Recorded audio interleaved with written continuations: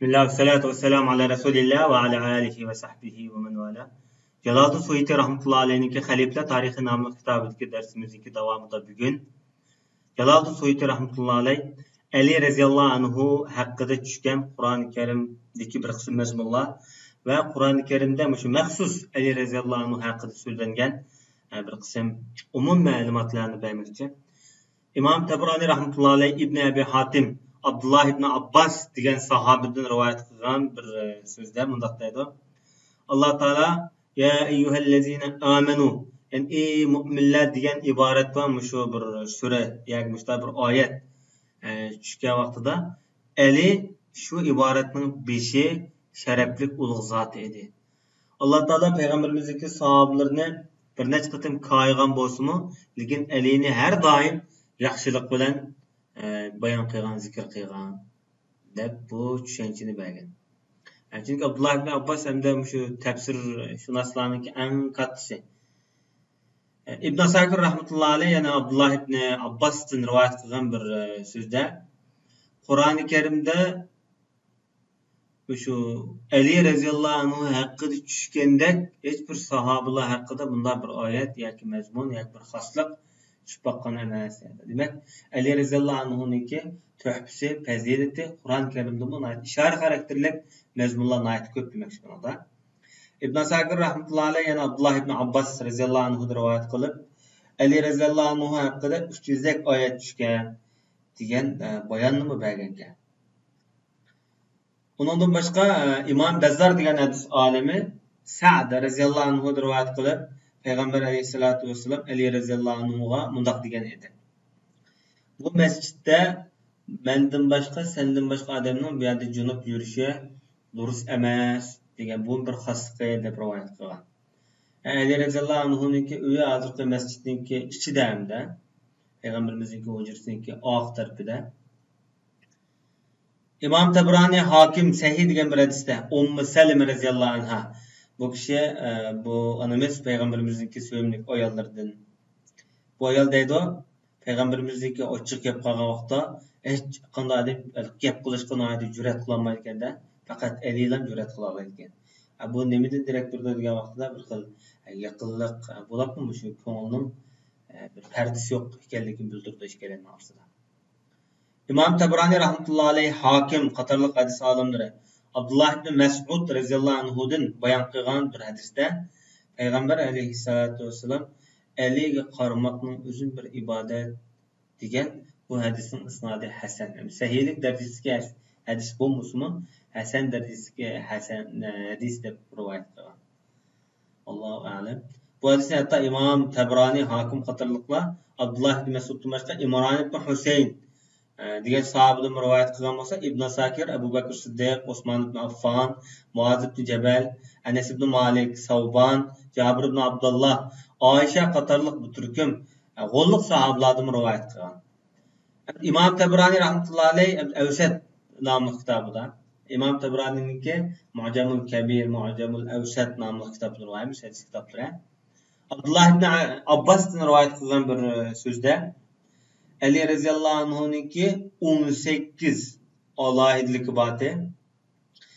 Bu ümmetten hiçbir adamga bu 18 alohidlik berilgan emas deb bu xislatlarni mo ümmetga deb o'tgan. İmam Ebu Ya'la degan hadis olimininki rivoyat qilgan Abu Hurayra raziyallahu anhu'dan degan bir so'zida Umar ibn Xattob raziyallahu anhu shuna degan ekanda bir xilnoyatda havas ma'nosida Alining 3 xislati alohida go'illik.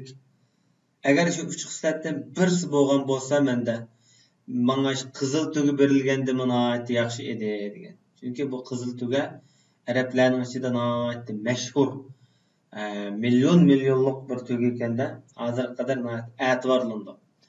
Xuddi bizning vatanda shu makt qo'ya işte e'tiborlik qo'y bo'lganga o'xshash makt qo'yniki bir xil sortlari.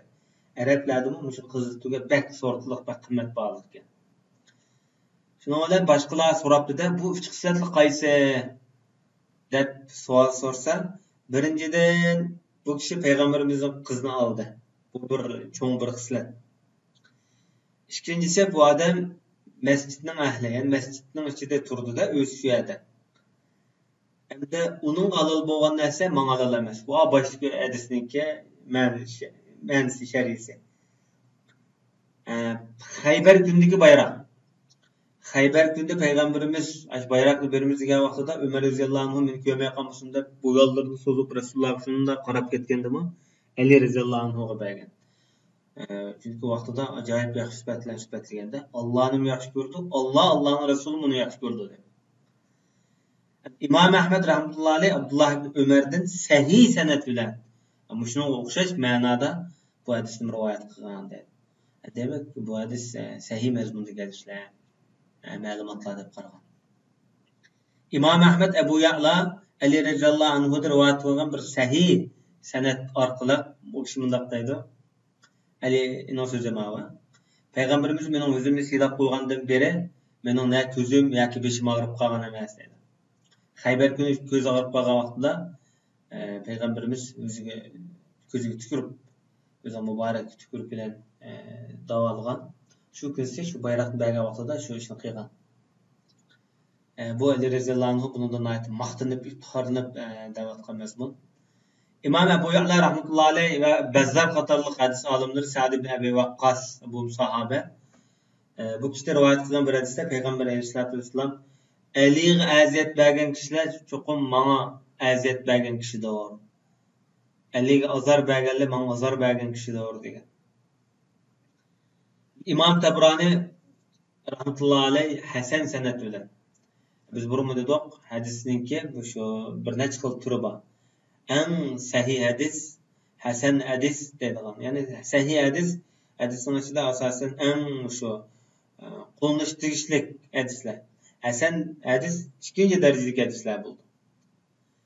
Ummu Seleme radhiyallohu anhu'dan rivayet qilib Peygamber sallallahu aleyhi ve sellem shunday degan: "Ali'ni yaxshi ko'rganda meni yaxshi ko'rganligidir. Meni yaxshi ko'rganda cho'qim Allohni yaxshi ko'rdi. Ali'ga 3 odam, menga 3'dir. Menga 3 odam, Allohga 3'dir." deb bundaqmi degan hamda. Chunki hamda shu xavarishlar mezgilida Ali radhiyallohu anhu hatta kafir deydigan, ayiblaydigan nurg'un firqalar vujudga chiqqan. Bu avvallarni Rasululloh g'ayban bilgatga Allohniki bildirish orqali shu masalalarni o'tirib qo'ygan bo'lishi mumkin. İmam Ahmed Hakim sahih degan Ummu Salima radhiyallohu anha rivoyat qilgan bir hadisda bu ayol payg'ambarimizniki mundaq deganligini anglagan edim dedi. Payg'ambarimiz kim Alini tillasa meni tillagan bo'ldi degan. İmam Ahmed Hakim Abi Said al-Hudri'nin hadisinde sanat sahih sanat bu mu? Peygamber Aleyhisselatü Vesselam Ali radhiyallohu anhu'ga shunday degan ekan. Men Qur'onning tushirilishiga qarta urush olib borganda, Qur'onning tushirilishi haqma haq urushi. Qur'onni hokim qilish asosiy urush qilganda Rasulullohning urushi. Ammo sen Qur'onni to'g'ri tushunish asosida urush qilasan.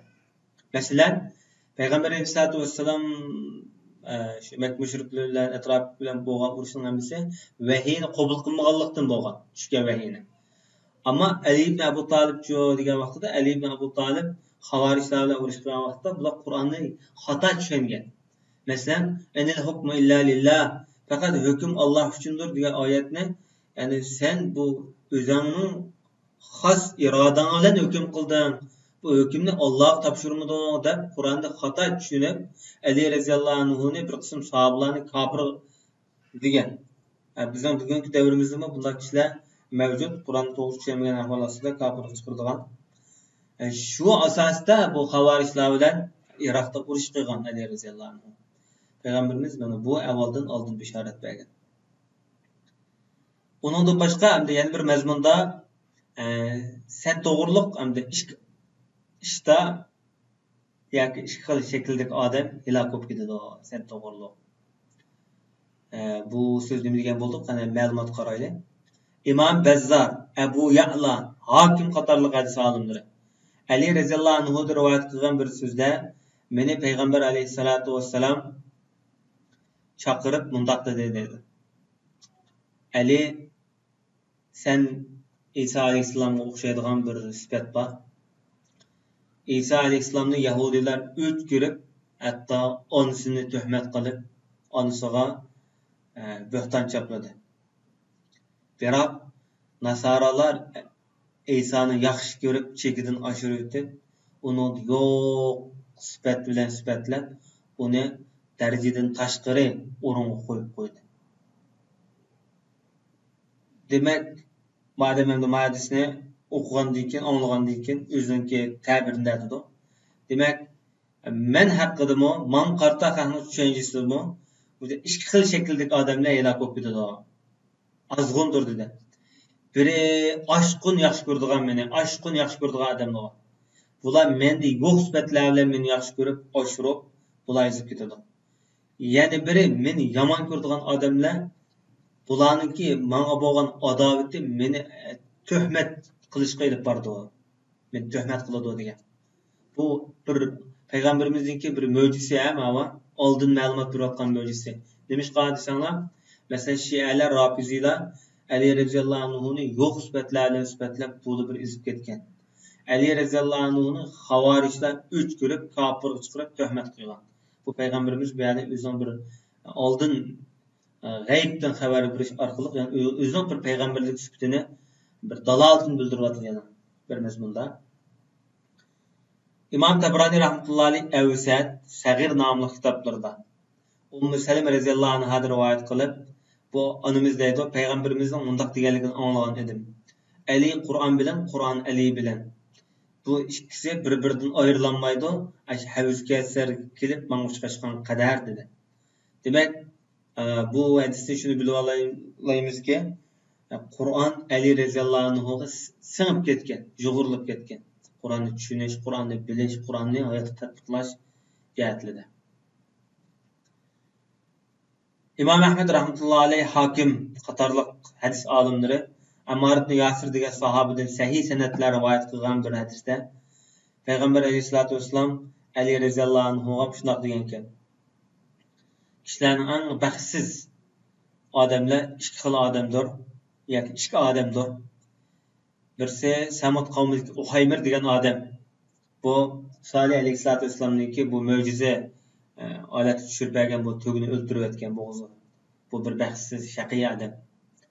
Yani biri oğlum Ali seni urduğan, yani senin şu menga urup seni öldürduğan adam. Hatta onun kim şu sakalları yol olap gitti dedi. Şu anlattı. Bu hadis Ali, Suhayb, Cabir ibn Samura ve onundan başka bir kısım sahabelerden rivayet kılıngan. Ameliyatı şundak oldu. Ali radhiyallahu anhu şu şekilde öldürüldü. İmam Hakim rahmetullahi aleyh özü sahih degan bir hadisda Abi Said al-Hudri'ga rivoyat qilib, kishilar Ali radhiyallohu anhuni arz qilib ketdi.